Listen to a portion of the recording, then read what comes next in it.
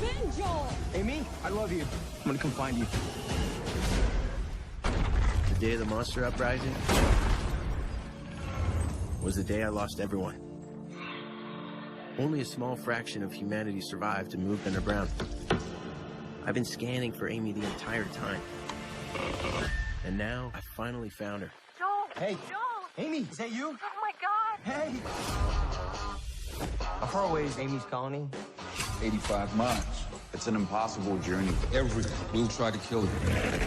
Don't fight. Just run and hide. Look out! Is that a samurai sword? Yeah, it is. Yes, it is. Listen to your instincts out here, man. What if I have terrible instincts? You'll die. Super encouraging speech.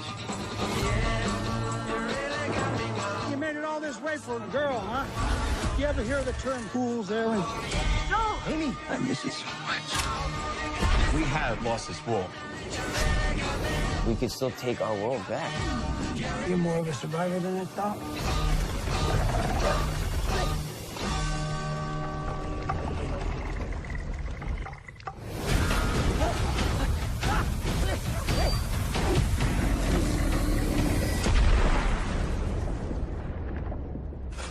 Oh, that was awesome. Oh, I feel like Tom Cruise. Aloha. This is Trinidad, the Island Man, your Island Man, coming to you live once again from beautiful Hawaii here on the island of Oahu, bringing you, yes you, the best movie reviews on the entire island of Oahu. And yes, this is Trinidad, the Island Man, your Island Man. And today, Tuesday, I'm going to go ahead and talk to you about a new movie that I just saw Sunday night. It dropped streaming. Well, it dropped video on demand to watch on both Google Play and I want to say Amazon Prime to buy for, well, to rent for $20 since it is a brand new movie, and it dropped Friday. It is called Love and Monsters, and as the title might suggest, it is about love and it is about monsters. And well, without further ado, remember our rating scale: shock a thumbs up, I recommend it; shock a thumbs down, it's bad to see, it's junk, I don't recommend it. And for Love and Monsters, starring Dylan O'Brien, Jessica Henswick, newcomer Ariana Greenblatt, and Michael Rooker, it is a shock a thumbs up. Now I gotta say, I was hesitant to watch this movie, let alone pay $20 to see it. I'm more of a go to the matinee and spend $10 and see my movie. But since most of the movie theaters are closed, Consolidated has opened in limited places here on Hawaii, mainly down like Waikiki area. Some of the other theaters as well. I'm not sure exactly, but I know that Ward Warehouse is open over there, and showing a limited band of movies, but unfortunately not this movie, Love and Monsters, which I think would have made a lot of money at the box office, because they're just showing some, there's a couple of foreign flicks. Tenant's still out, New Mutants is still over there, but other than that, very light. Oh, that new Liam Neeson movie. But honestly, I think Love and Monsters would have taken it. This was by Paramount. They put this out originally to go to theaters, but due to still the COVID shutdown and everything, they just threw it online automatically for you to view for $20. And probably within the next month or two, it should go to the normal video rental places and even Redbox. To get for that, maybe $10 to $5 rental range. Basically, this is maybe just a little bit more in the future than modern day, where Earth is facing a cataclysm of type. A meteor is coming to hit the Earth. And so what mankind does is throws all their rockets, missiles and everything up at it and destroys the meteor, saving the Earth. Or so we think. In the ending result of between the nuclear radiation from some of these missiles and whatever particles of the meteor mix with that debris falls to Earth and creates horrible mutants out of amphibians and all of the Earth's insects, growing them to gigantic proportions. So yes, kind of a 50-ish sci-fi movie in that aspect. And so humans have to scatter after the military is defeated or fight the larger monsters to a standstill, where they destroy each other, but still that leaves insects as large as humans that normal people have to face on their own. So the majority of mankind, humankind, goes underground, living in fallout bunkers, panic rooms, anywhere they can to try to avoid these tremendous beasts and avoid getting killed and eaten by them. Here we have Dylan O'Brien separated from his girlfriend 7 years ago, right when the monsters started their attacks. His parents are killed. They are separated. They go on live in separate colonies, underground bunkers, with other communities for the past 7 years, only communicating on the radio from time to time with other colonies out there, other survivors. And hardly anyone goes out to the surface, where it's almost sure folly, other than to maybe scrounge for food, supplies, etc. After an attack on their colony by some giant ants, Dylan O'Brien decides to risk it and go try to make the trek to see his girlfriend and reconnect with her at her colony one last time.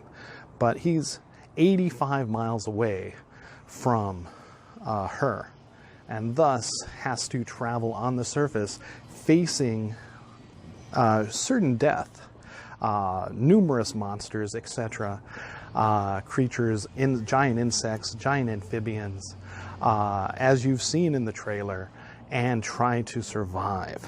And it is only with the help of running into a wise sage and outdoorsman, Michael Roker, up on the surface with his new daughter, a fellow survivor who had lost her parents, as Michael Roker had lost his son and family, Alicia Greenblatt, that teach him some of the most necessary survival rules and way to make it on the surface.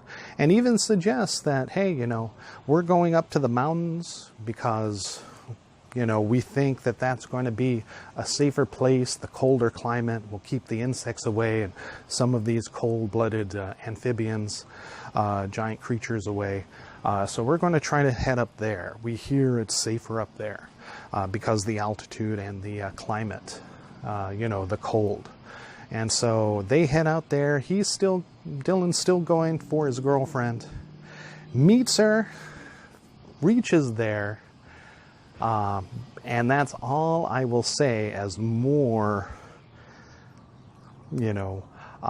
adventures await him, both in love and with monster. There's also a dog in this that is very Lassie-like, very Rin Tin Tinish, that comes to Dylan O'Brien's aid and basically saves his life numerous times. And for much of the show, it is carried by Dylan O'Brien and this dog. And for that alone, it is quite an adventure. I kept thinking of the Stephen King, A Boy and His Dog kind of storyline in that. And you do get that. This is a wonderful adventure movie for you and your family you know, there's some gross explosion of bug scenes and stuff like that, but nothing that, you know, young children should be afraid of. And I think they'll, you know, definitely, you know, get their shrieky tear fun on with Halloween upcoming with these giant creatures, these giant insects and you know, reptiles.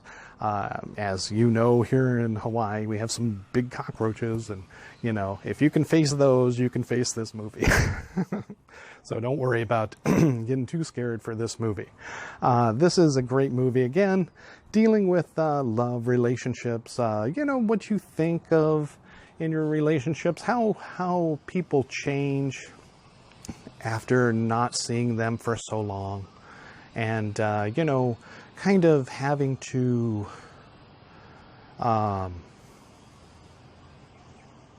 you know, curb one's expectations. You know, they say you can never go home again, and that's kind of true. People do change. You know, 7 years since Dylan had seen Jessica Henwick character, his girlfriend. So, you know, she has changed, he has changed, and they're not the same people they were when they were together. And for him to come across 85 miles for her, you know, to her quite unexpected, you know, brings out new drama, new situations that neither one expected. But, you know, both have an exciting adventure once they are reunited as well. That's all I'm going to say. I'm not going to go into any more spoilers because it's that kind of movie. You don't want to get too, you know, you don't want to know everything. You know, you want to be a little bit surprised in this movie. And the creatures, as you've seen from the trailers, are spectacular. They really spent a lot of CGI money to make these things look real, to make them interact with the characters real. And Michael Rooker is a great actor, as you know, from Guardians of the Galaxy, you know, from even The Walking Dead, and to be put back as more of a positive character, you know, say like, you know, his Daryl's brother kind of in this movie, you know, from The Walking Dead, but in more of a, you know, kind of a more positive Rick Grimes kind of role is kind of a delight to see, where he's not so like, you know, kind of a bad guy. But here he's really, really good, and it's kind of a nice change of pace.